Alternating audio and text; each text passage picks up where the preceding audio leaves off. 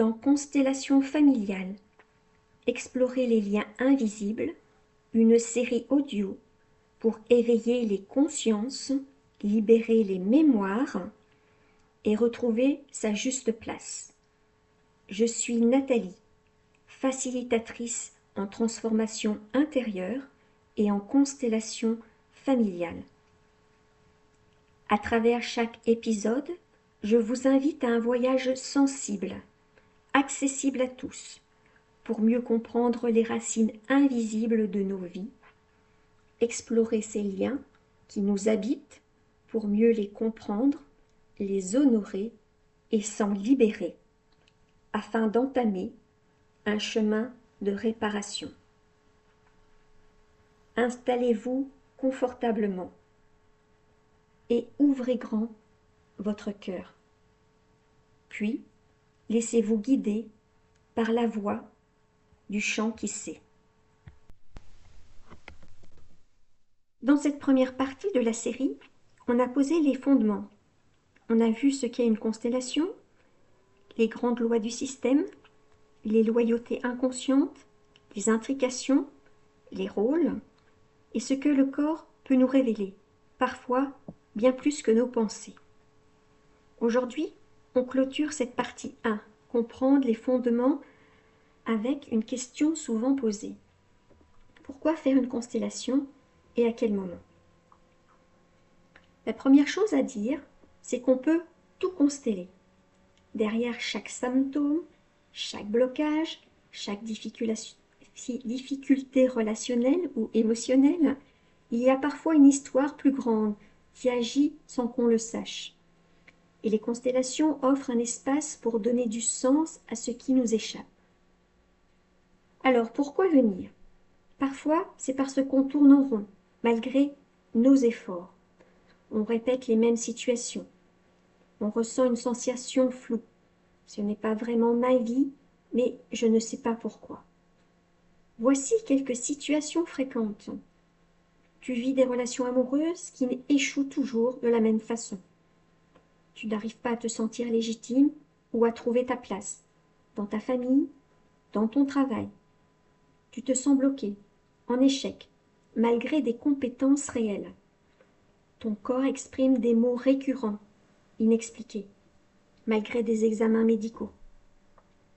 Tu ressens un poids, une tristesse, une peur, qui ne semble pas être la tienne. D'autres fois, après avoir vécu un événement marquant, tel qu'une séparation, un décès, un burn-out, une naissance, un déménagement, quelque chose se brise ou se transforme dans ta vie et tu sens qu'il y a un appel plus profond à écouter. Pas seulement comprendre, mais remettre de l'ordre symboliquement et intérieurement. Par exemple, après un burn-out, une femme comprend qu'elle porte le fardeau de générations de femmes épuisées. Suite à une fausse couche, un homme réalise qu'un jumeau perdu n'a jamais été reconnu dans son système. Ou encore, un jeune homme retrouve son élan de vie après avoir redonné sa place à un oncle exclu.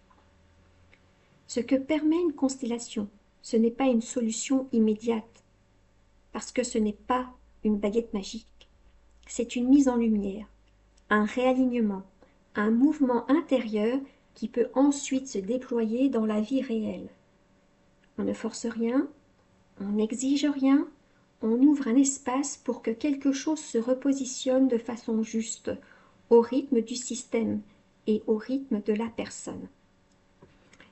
Et alors, comment savoir si c'est le bon moment? Si tu es en train d'écouter ce podcast, c'est peut-être déjà que quelque chose en toi sait. Même si ton mental doute, résiste ou veut comprendre avant d'agir. Si tu sens un appel, une résonance, un « je sais pas pourquoi, mais ça me parle », alors c'est sans doute le bon moment. Les constellations ne sont pas faites pour convaincre. Elles sont là pour t'aider à écouter ce que ta conscience ne voit pas encore, mais que ton âme reconnaît déjà. Et voilà, cette première partie s'achève ici. Elle a permis de poser les bases, de nommer les lois invisibles à l'œuvre, de comprendre ce que sont les constellations et ce qu'elles permettent de révéler. Dans la prochaine partie, nous irons un peu plus loin, celle que j'ai nommée blessure, mémoire et cas concret. Et on commence par un épisode fondamental. Rejet, abandon, humiliation, trahison, injustice et non-reconnaissance. Les blessures d'âme à travers le prisme que sont les constellations. Et un regard nouveau. Merci d'avoir écouté cet épisode. Prenez un instant pour ressentir ce qui a vibré en vous. Et si cela résonne, n'hésitez pas à partager, à revenir ou à vous laisser inspirer par les autres épisodes. Retrouvez-moi sur mes réseaux ou lors d'un accompagnement pour continuer ce chemin ensemble. À bientôt et que le chant vous éclaire et vous rassemble.